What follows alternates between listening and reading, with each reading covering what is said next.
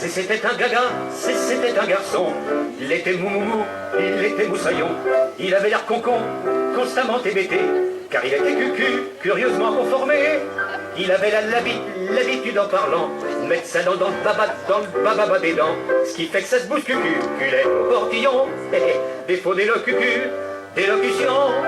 Mais malgré ce caca désolant, il avait un bouillant sentiment pour une petite berbère, une bergère de brebis, qui avait des petites zizi, des petites idées sur lui. Elle était très connue dans le canton, pour son troupeau de moutons. Elle avait un char de cimétain, que tous les gars qu'était sa main. Caressant l'arrêt de ses cheveux frisés, il lui dit: je veux t'épouser. Je serai pas toujours moussaillon. Je m'occuperai de ton troupeau de moutons. Laisse-moi t'enfiler un joli anneau doré. Après si mon vibrant attachement, et donne-moi ton cocon, ton consentement.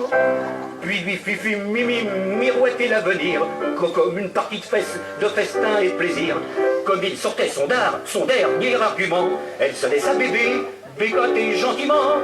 Ici le curieux ne sera jamais ce qui fifi le vif du sujet. Mais le temps qu'il lui dise, mais méfie-toi, elle était déjà enceinte de 3 mois. Elle se trouva tout consterné. Il lui dit: faut bander nos volontés. Tu vas garder ton trou de mouton. Moi je reprends mon boulot de moussaillon. Privé de son amour, elle me mouillait fort de 2 mouchoirs par jour. En rêvant de son heureux passé, elle faisait pipi, faisait pitié. Elle lança des dépêches, j'ai pleuré, disant: j'ai un chagrin passionné. J'ai besoin de vivre dans le bonheur. Et toi t'es occupé ailleurs. Toi tu reprends ton boulot, et me laisse avec mon troupeau. Tu devais plus être mousse, et finalement t'étais en mer tout le temps. Il revint très soupçonneux bêtement, disant: on t'a monté le coup certainement. Tu devais garder ton troupeau loin du pays, mais t'as sûrement désobéi.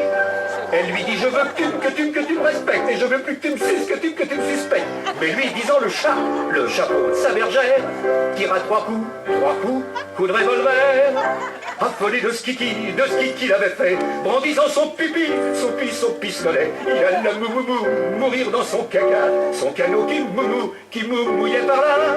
Ce fut la fin de ce curieux roman. Si vous y avez trouvé quelque agrément, c'est que vous êtes très complaisant et gentil. Et moi je vous dis merci.